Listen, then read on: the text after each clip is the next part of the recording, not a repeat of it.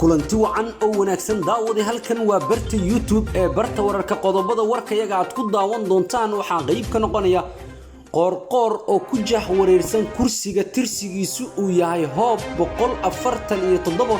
oo loolan adag ku dhaxmari doona Mahad Salaad iyo Cali Yara Cali madaxweynaha galmudug waxa uu sidaas oo kale go'aan rasmi ah ka qaadan la yahay kursiga sumadiisu ay tahay hoob 147 xilli odayaasha markaas qoor ay kaga digayaan qorshe uu rabo kursigaas in uu go'aan gaar ah kaga gaaro isla markaasna Mahad Salaad uu u xiro waynu eegi doonaa daawadayaal oo warkayaga inta aynu ku guda jirno ayaan isla falanqayn doonaa wararka sheegaya in Axmed Cabdi Kaariyo qoor iyo Filla Soomaaliya ay ku kala xumaadeen kursiga sumadiisu ay tahay hoob 147 isla markaasna ah kursiga loolanka ugu adag lagu marayo magaalada Dhuusamareeb qodobada kale ee warkayaga aad ku daawan doontaan anuna aan idin soo gudbin doona waxa qayb ka noqonaya farmaajo iyo kooxdiisa oo xeelad cusub u dagay sidii kursiga ay u dhaafin lahaayeen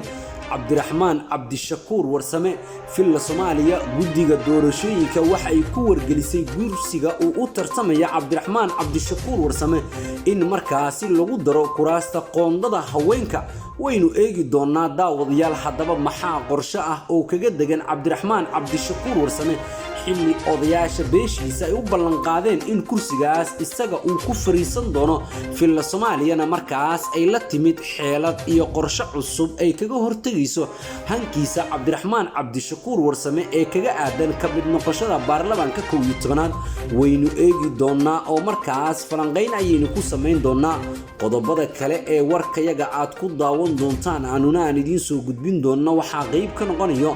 doorasho laga sii warhaya natiijadeeda waxa ku soo baxay gudoomiyaha degmada Daynile ee gobolka Banaadir Maxamed Abuukar Jacfar kursiga Jacfar loo xiray yaa kala shaqeeyay waynu isla eegi doonaa xilli markaas la ogsoon yahay khilaafka adag ee markaas u dhaxeeya gudoomiyaha degmada Daynile iyo sidaas oo kale Filla Soomaaliya haddaba cidda sida gaarka ah kaga gacan siisay in Jacfar kursigaas uu ku soo baxo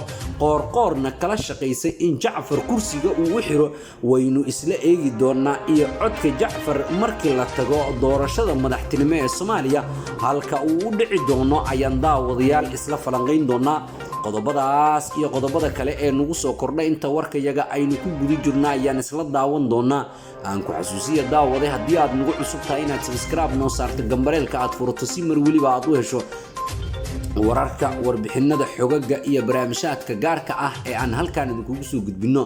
qaybaha hoose ee commentiga noogu reeb oo raahdaada kaaga aadan wararka iyo warbixinada aan ku soo gudbinayno muuqaaladayna sii sheer garay oo asxaabtaada la wadaag mahadsanid ugu horeyn warkayaga aynu ku bilownay farmaajo iyo kooxdiisa waxay xeelad cusub u dageen Cabdiraxmaan Cabdishakuur Warsame oo markaas doonayay in uu ka soo mid noqdo baarlamaanka 11aad Filla Soomaaliya guddiga doorashooyinka waxay ku wargelisay kursiga Cabdiraxmaan uu u tartamaya in lagu daro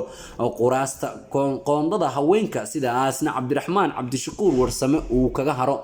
geesta kale Cabdiraxmaan waxa uu qabay Dhuusamareeb marka uu gaarayo kalsooni ku aadan kursigaas in uu ku soo baxayo kadib markii odayaasha dhaqanka beeshiisa saxiixaha kursiga dhammaan si wada jir ah ay ugu ballan qaadeen kursigaas in uu noqon doono kursi sharafeed sidaasna Cabdiraxmaan Cabdishakuur Warsame lagu sii doono Filla Soomaaliya oo marka hore aan si ku baraarugsaneyn in Cabdiraxmaan kursigaas uu isku sharaxayo ayaa si toos ah u guda gashay kadib markii Cabdiraxmaan uu ka dagay Dhuusamareeb qorshaha ay kaga reebi lahaayeen kursiga sumadiisu ay tahay hoob 138 kaas oo uu si rasmi ah u sheegay Cabdiraxmaan Cabdishakuur Warsame in uu u taagan yahay 2 cisho kadib markii Cabdiraxmaan Cabdishakuur Warsame toos ugu dhawaaqay inuu u tartamayo kursiga xildhibaannimo ee beeshiisa madaxtooyada Soomaaliya ayaa la sheegayaa in iyaduna si toos ah ay u bilowday loolanka kugu aadan 138 kursiga sumadiisu ay tahay sida ay kaga reebi lahaayeen Cabdiraxmaan Cabdishakuur Warsame wixii arbacadii aynu ka soo gudubnay ka dambeeyay kooxda Maxamed Cabdullaahi Farmaajo ayaa u haysatay doonista kursiga Cabdiraxmaan Cabdishakuur Warsame in aysan ahayn mid dhab ah isla markaasna kaliya warkaas uu yahay mid suuqeed balse arbacadii ayuu tagay dhuusamareeb markaas oo uu si toos ah u shaaciyay musharaxnimadiisa kaga aadan hoob 138 wixii markaasi ka dambeeyay waxaa la xaqiijiyay in madaxtooyada ay sidaas oo kale u xirxiratay sidii Cabdiraxmaan loo dhaafin lahaa kursigaas maadaama xurguf siyaasadeed ay kala dhaxayso 5 sano oo aynu ka soo gudubnay isla markaasna Maxamed Cabdullaahi Farmaajo uu ku sugan yahay filla Soomaaliya xalay guddiga doorashada heer federaal waxay soo saareen warqad ay si toos ah ugu abaareen kursiga sumadiisu ay tahay 138 iyo sidaas oo kale hoob 170 oo ay sheegeen in loo baahan yahay labadaas kursi in laga dhigo qoondada dumarka guddiga doorashooyinka waa isku khilaafeen warqadaas oo la sheegay inay ka shaqeeyeen koox ka mid ah guddiga oo markaasi gacan saar leh filla Soomaaliya xubnaha guddiga ka mid ah oo markaasi aynu la hadalnay waxay sheegeen in lagu heshiiyay in warqada la bedelo oo hab qoraal ah laga dhigo mid guudna markaasi looga soo saaro arin kursigaasi la xiriirta mar kale warqad ay shalay galabtii soo dadajiyeen guddiga doorashada heer federaal ayay ku sheegeen in la rabo beesha haysato hoggaanka maamulka Galmudug in saddexda markaasi qoondada haweenka ah in markaasi loo qoondeeyo 3 kursi sidaas oo kalena ay haystaan in kursi gabar ah ay ka dhigaan waliba warqada guddiga waxaa lagu yiri lama aqoonsan doono doorashadaasna lamana siin doono shahaado xildhibaan ilaa iyo Galmudug ay ka soo markaasi soo saxayso qoondada haweenka dumarka guddiga si loo fahmo ujeedkooda iyo kuraasta ay u socdaan waxay qoorqoor iyo guddiga doorashada Galmudug weydiisteen in kuraasta hadda markaasi jadwalaysan ee beesha la cadeeyo kuwa ay dumarka markaasi gooni ugu tartami karaan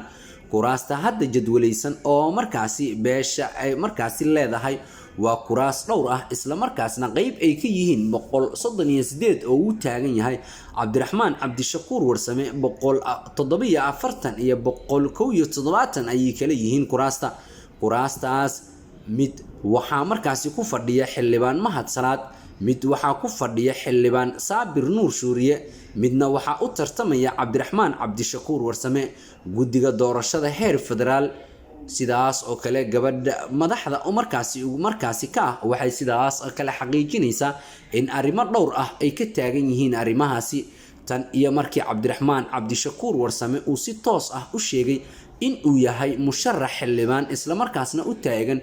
kursiga hoob 138 filla Soomaaliya waxay waday dagaalka ka dhanka ah Cabdiraxmaan Cabdishakuur Warsame iyo sidaas oo kale sidii looga reebi lahaa kursiga sumadiisu ay tahay 138 oo markaas si toos ah uu sheegay in Cabdiraxmaan Cabdishakuur Warsame uu taagan yahay geesta kale Cabdiraxmaan waxa uu haystaa kalsooni aad u ballaaran marka la eego dhanka odayaasha soo xulaya ergada iyo sidaas oo kale saxiixaha kursiga oo si wada jir ah ugu ballan qaaday in Cabdiraxmaan Cabdishakuur Warsame uu kursigaasi ku guuleysan karo markana aynu aadna dhuusamareeb iyo sida ay u soconayaan arrimaha la xiriira doorashooyinka doorasho natiijadeeda laga sii warhayay waxaa ku soo baxay gudoomiyaha degmada Dayniile ee gobolka Banaadir Maxamed Abuukar Jacfar magaalada Dhuusamareeb ee caasimada Galmudug waxaa maanta lagu qabtay doorashada kuraas ka mid ah xubnaha golaha shacabka ee markaasi deegaan doorashadoodu tahay markaasi doorashada oo markaasi lagu bilaabay kursiga sumadiisu ay tahay hoob 25 waxaa markaasi isku soo taagay laba musharax oo kala ah Maxamed Abuukar Jacfar oo ah gudoomiyaha degmada Dayniile iyo Xasan Cali Cusmaan oo mar dambe iska tanaasulay kursigaasna ka tanaasulay Jacfar oo markaasi loo qaaday cod gacan taag ah ayaa ku guuleystay kursiga sumadiisu ay tahay hoob 25 waxa uuna helay codad gaaraya 100 cod sida ay shaaciyeen guddiga waxaa ka tanaasulay tartanka Xasan Cali Cismaan waxayna ergadu hab gacan taag ah ugu codayeen musharax Maxamed Abuukar Jacfar waxaana sidaas oo kale guddigu ay ku dhawaaqeen in Jacfar uu helay codad gaarayo 100 markaasi cod oo markaasi ergada ay ku codayeen waxaana ogol isla markaasna u codeysay 100 qof waxaana sidaas oo kale maya sheegay hal erga waxaana sidaas oo kale guddigu ay sheegeen in markaasi kursiga sumadiisu ay tahay 25 uu ku soo baxay Maxamed Abuukar Jacfar oo helay codad gaaraya 100 cod doorashada Jacfar uu ku soo baxay waxay ahayd mid laga sii warhayo natiijadeeda isla markaasna kursigaas hore loogu sii xiray gudoomiyaha degmada Daynile ayaa inta uusan tartanka gelin ka hor waxa uusan qabin wax walwal ah oo kaga aadan kursiga in uu dhaafo maadaama qorqor waxyaabihii lagala heshiiyay ay qayb ka ahaayeen kursigaas sida uu ugu xiri lahaa gudoomiyaha degmada Daynile ee gobolka Banaadir Jacfar waxa uu garab ka helaya Xasan Cali Khayre oo markaas ay isku beel yihiin isla markaasna abaal gashtay Axmed Cabdi Kaariye Qorqor sidaas oo kalena waxa uu noqonayaa Xasan Cali Khayre kaliya markaasi mid kamid ah xubnaha musharaxiinta u taagan qabashada xilka madaxtinimo ee awoodda u leh in uu maamulo kuraasta beeshiisa Rooble waxa uu soo xulayaa dhammaan xildhibaanada u tartamaya kuraasta beeshiisa waxa uu awood u leeyahay musharaxa uusan rabin in uu ka soo tago halka sidaas oo kale uu awood u leeyahay cidda uu doonayo inuu soo saarto Axmed Cabdi Kaariye Qorqor oo markaasi kala hadlay isla markaasna abaal siyaasadeed u gudayo ra'iisul wasaarihii hore ee Soomaaliya ayaa dhammaan gacanta u geliyay kuraasta beeshiisa ra'iisul wasaarihii hore ee Soomaaliya markana aynu aadno Qorqor iyo sidaas oo kale muranka adag ee 147 kursigaas oo ay loolan way adag ku wajahayaan xildhibaan Mahad Salaad oo xilligaani ku fadhiyo iyo Cali Yar Cali gudoomiye xigeenka amniga iyo siyaasadda ee maamulka gobolka Banaadir isla markaasna saaxiib dhowla ah Maxamed Cabdilaahi Farmaajo waxaana sidaas oo kale Qorqor looga digayaa in markaasi uu kursigaas cid gaar ah u xiro xilli Axmed Cabdi Kaariye Qorqor uu kursigaani ku noqday midka kaliya ee ugu adag go'aan ka gaarista dhammaan kuraasta taala Dhuusamareeb Suldaan Mahdi Suldaan Cabdirasaaq oo kamid ah odayaasha dhaqanka ee Galmudug ayaa Axmed Cabdi Kaariye Qorqor uga digay in shaqsi gaar ah uu xiro kursiga sumadiisu ay tahay hoob 147 kursigan oo ay deegaan doorashadiisu tahay magaalada Dhuusamareeb ayaa waxaa sidaas oo kale soo baxayo warar sheegaya in loo xirayo Mahad Salaad oo xildhibaan haatan kursiga ku fadhiya ah waxaan rabaa in xaqiiqo jirto oo run ah inaan ka hadlo kursiga sumadiisu ay tahay hoob 147 maamulkiisa iyo taladiisa waxaa iska leh jufada la yiraahdo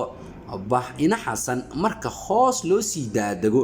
jufooyinka ay ka kooban yihiin ayaa sidaas oo kale iska leh ayuu yiri suldaanka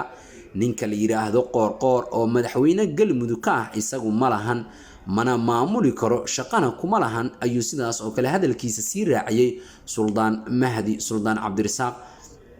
Suldaan Mahdi ayaa sidaas oo kale tilmaamay in 16 sano ee la soo dhaafay kursigaasi isku bedelayeen qoyska Maxamuud Salaad Tarabi iyo sidaas oo kale Mahad Maxamed Salaad oo ah wiil adeer ay u yihiin kursiga hoob 147 mar waxaa 8 sano hayay oo ku fadhiyay